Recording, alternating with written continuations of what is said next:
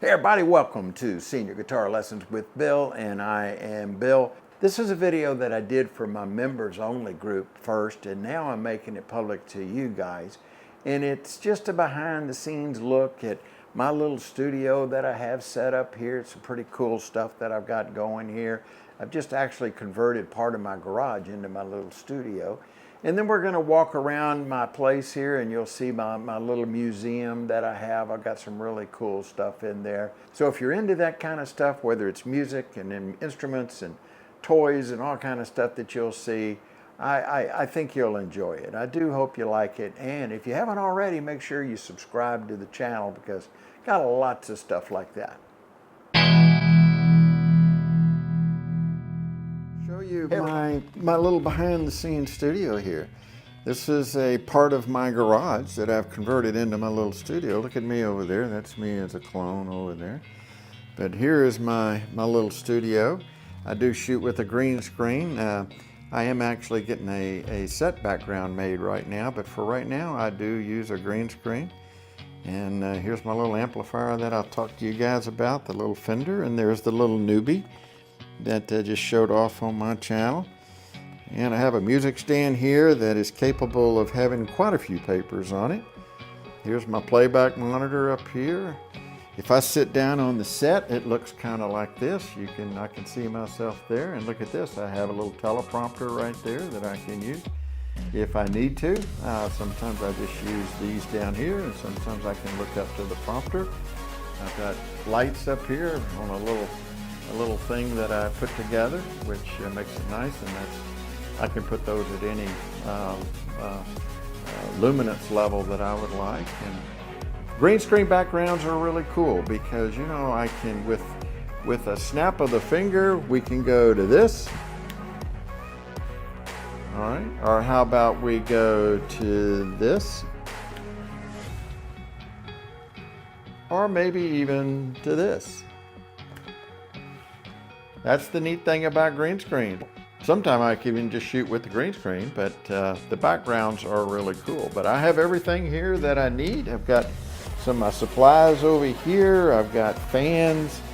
I've got fans on both sides in case I need it. I have heat in here, and I can actually stay in my little studio for quite a while. So it does the job for me right now. It's very simple. It's no big deal.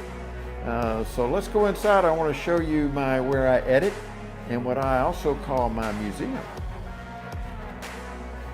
All right, so before I take you into my editing area and my little personal museum, I want to show you this. This is a replica of the Wurlitzer 1015. They call it the One More Time. And I decided to use it for 45s. So I'll just push a couple of buttons here and you will see it does still work. It does still work really nice. It has the bubble tubes, as you will see.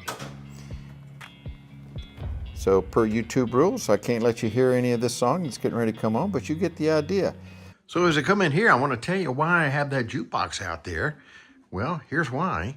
I've got over 600 records, all 45 RPM records that I have categorized, and I have them on Excel spreadsheets, and I can search between artist, song, genre, year, all that. So I constantly replace the songs on the jukebox. It holds 100 records. So actually 50 records and then 100 songs. So definitely wanted to show you that. And I'll show you a little bit of everything. I mean, we'll talk about as some of y'all may remember, I started my career in law enforcement. Let's talk about over here. Look at this. This is my museum part of my office.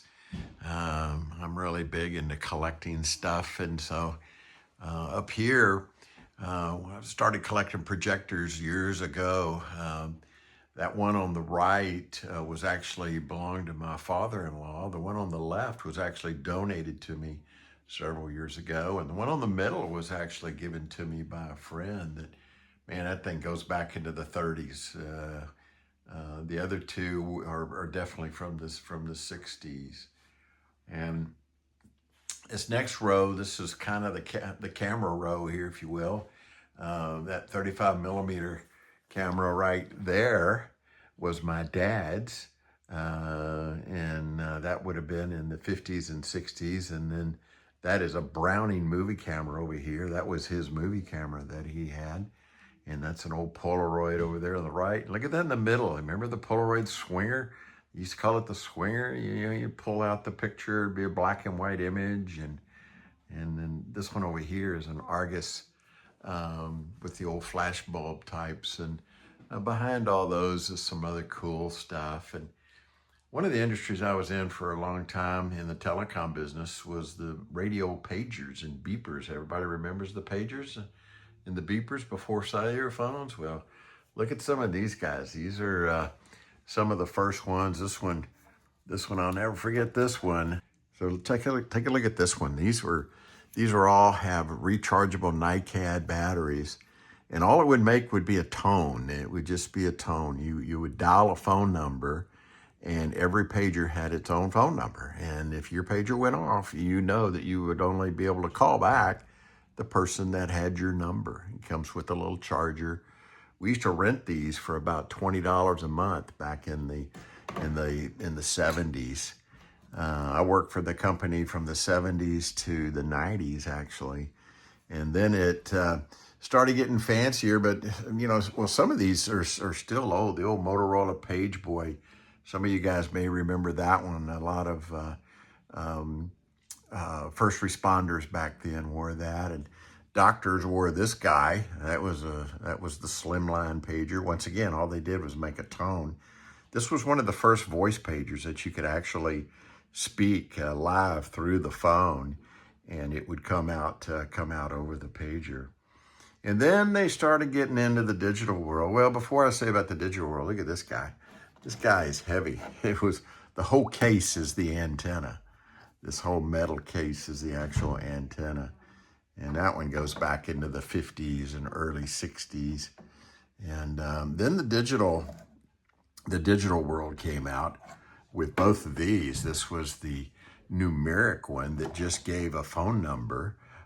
You could punch in a phone number on your phone, and then, rather than just the beeper only, that the only person you know to call back is a person that had your phone number. This way you could put in any number that you want. And then it got to the alphanumeric, where you could actually put in an entire message. Somebody would type it out for you, or some companies would have their own keyboard. So pretty cool. Now this, got a great story on this. This, for some of y'all who may have seen, in fact, I'll pan over here. Here's my guitars. Here's Betty White. Y'all might remember Betty White. Well, back when my parents got me this guitar years and years ago, it was either this guitar, it was the one right before that, but I believe it was this one, that couldn't afford an electric, so they got me this one. And we put this pickup on there, so we could turn it into electric. Here's the volume control right here, a little thumb wheel. And it still has the little, there's a hole right here. That's where the input was, the little quarter inch input that you could plug it into an amp. So this thing is old. My gosh, this thing probably, I got this back in the mid 60s, I'm guessing. But I've kept it all this time, and because it really meant a lot to me. I mean, I had an electric, but that's the best that we could do. And coming on down here is my microphone collection. This is the old, y'all have all seen this guy. This is my pride and joy here, and it's the Shure. I'm not sure what they call this, which model of the Shure that is, but it's the real thing. It is not a replica. And then this is a Shure mic as well, an old telephone prop that we had. And then, of course, one of the first cellular phones, used to call that the cellular brick phone. And look at that old Sony Watchman back there. Y'all remember those, the little Watchman TVs? And look at this. This came from one of my old CB radios. Big old heavy chrome microphone. It was awesome. Look at these guys, huh? Let's check these out. You remember the audio cassettes? Creedence Clearwater, Vanilla Fudge, and Led Zeppelin. Yeah, the original Led Zeppelin 2 album there. But just take a look at that. Wow, those were awesome things. Back up here, this was one of the first police radios that came out, made by Radio Shack. And man, when I got that thing, in the 70s, I thought I was really cool, man. I was listening in Houston, Texas, listening to the fire department and police, and I've kept it all this time. Coming on down, some drive-in movie speakers. Those are cool, right? Here's some of my old law enforcement stuff. One of my original spotlights that I used. This is a federal electronic siren that makes all those sounds that you hear. This goes back into that's a 60s model. And this was what they called the Converticom, which was really cool. It worked as a portable unit and a mobile unit. It was a walkie-talkie, and the walkie-talkie would just fit in there, and you could lock it in there. But then as soon as it fits in, you'd use it like a regular mobile two-way radio. And then when you got on location, you'd push this button, and the walkie-talkie pops out, and you use it that way.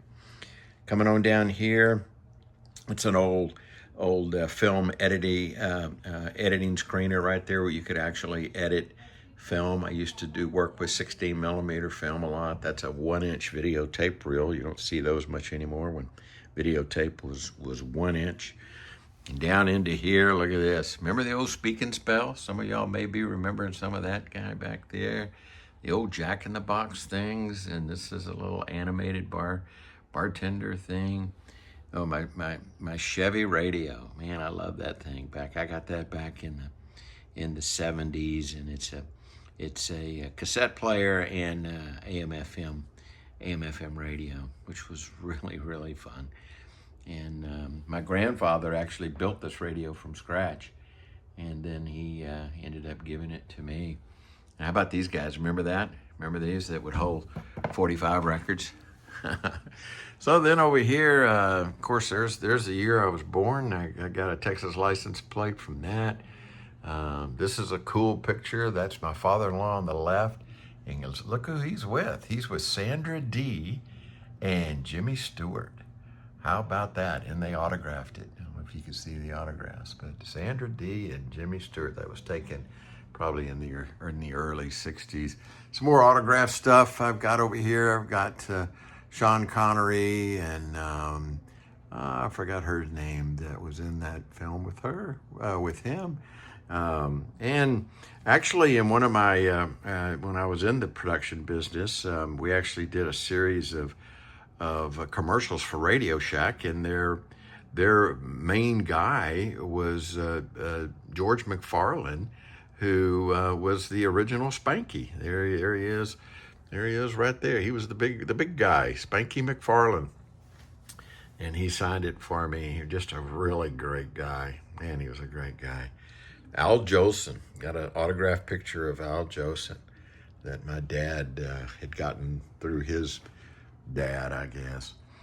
My rock and roll neon. You'll see here in just a little while my new set that I used this. I did a rendering of it because my new set is made. The background is vinyl. Now this is something that is very interesting, guys. You got to see this. This was basically one of the first mobile telephones ever built, and I built it myself. Underneath this is a basic mobile two-way radio that I could get into a dispatcher, and then the operator basically and tell her the phone number that I wanted to call, and she would patch me through. And so the way I built it, it has different controls, and you could charge it. This had a little clipboard basically up here, and you could actually change the channels, the frequencies here. It's got the little meter you could check to see, and it's kind of coming apart because it's been sitting in storage for a long time. Actually, external antenna, and this is for power power output, and then even I put an extension speaker jack on there. But I went to Padre Island in Texas and made one of the first calls ever made in the state at that point because of the telecom company. So, and it's got a rechargeable battery that I found. That's probably the most expensive thing in the whole thing was that battery, that big NiCad pack that's in there. So I've kept that all the years, and it's actually sitting on top of a Pioneer Laserdisc player. How often do you see Laserdisc players around anymore? And it works. It works. I have about 100 Laserdiscs too. Check this out. This came from an old club that was getting rid of this, and they had it sitting up at the bar. Weighs a ton. It's solid metal. It lights up. Still lights up really, really good. So over here, you might have seen these police lights up here. So as I said, started my career in law enforcement, and it just one thing led to another as far as just collecting things, and all of these have a story behind it. In fact, these all work. I have a little power supply that I put over here, and individual controls, and each one of them works. Check this guy out. They used to call this the old washing machine light that goes back and forth. They're very rare.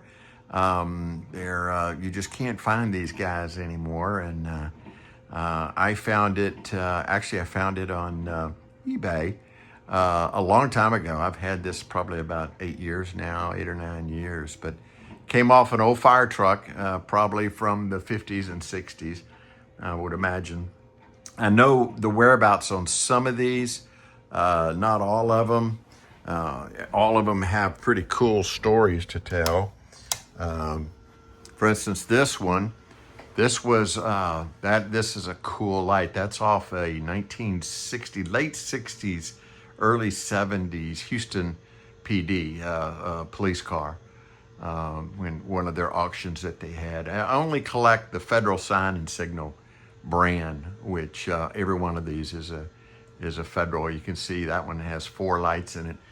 All of them are just different as far as the lights that they use. Like this one, this makes a lot of noise. I try to restore these. That's a 2-lighter, which also was probably either from the 50s or the 60s, which still works. A little cranky, but still work. Now this one got a really neat story because this was the exact same light bar that I had on my first patrol car in the Harris County area, in the Houston area. And this was it. Mine had clear lenses on each end, but this is also the same bar that Texas Department of Public Safety used for years, with a blue and a red, and they put the speaker in the middle. This one supposedly, allegedly, was on one of the fire trucks that got destroyed at 9/11. It came out of New York, and as you remember, there were tons of fire apparatus that were destroyed, and supposedly this one was one of them. It was in pretty bad shape. You still see the top of it's all messed up.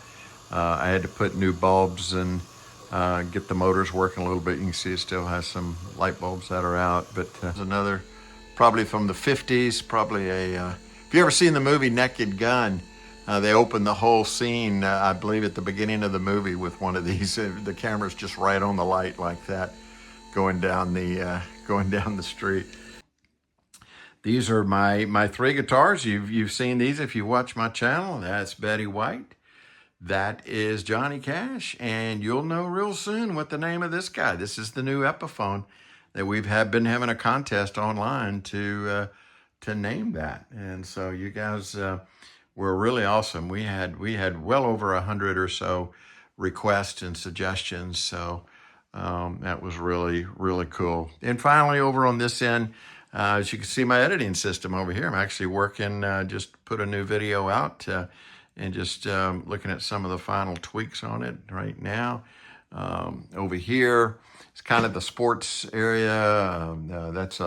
Back there is a football sign by Tom Landry and Troy Aikman and Roger Staubach. And this is there's Preston Pearson right there, a bunch of old Cowboys signed that. That's a Hank Aaron baseball right there, signed by Hank Aaron. That I was at a convention at back in the 80s. So this is definitely, besides my little personal museum, it's my man cave, as you can tell. Now this, I forgot to tell you about this. Check this out.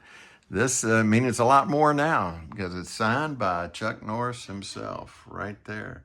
When Chuck was doing Walker, Texas Ranger, we were actually the studios that he used occasionally. We did all of his uplinks promotions for CBS at the studios at Las Colinas in Dallas-Fort Worth area. And he was on the parking lot a lot, and we never really wanted to bother him. But my secretary one day ran out and grabbed him and said, "Hey, can you come in and sign this poster for my boss?" And so she did it without me knowing about it, and then gave me the poster. Never got an autograph from Clint or George Bronson there, but at least we got Chuck. And as I said, God rest his soul. May he rest in peace. He just recently passed away. But then from my comfortable recliners, I can still watch TV in here, and I do all my work in here. So I hope you've enjoyed this part of the tour. It now comes to this. This is the new set. Here it is from the green screen. No more green screen, guys. I'm so happy about that. I had this made. This is my new backdrop, which is actually vinyl, and you can see in order to get the glare out to where we got a really good shot of it, we've had to angle it forward a little bit, and now it comes out really good on camera. So that's what it looks like. Was able to move my lighting around and just kind of go with one light, and then I have some backup fill lights that help fill it up. But if you saw in my office a little while ago, there's that rock and roll sign that is now replicated very well on a vinyl background. Still wanted to have my guitars hung up there, and got a little bookshelf down there with a radio, but it's all fake. I hate to tell you, it's vinyl. But that's okay. Yeah, for those of you who've ever shot on green screen, green screen's really cool, but it's hard to do. It's hard to light. It's hard to get it right. So this is what it's all come down to, from a kind of a messy set to a much cleaner set, and with fewer parts. And this is what it now looks like.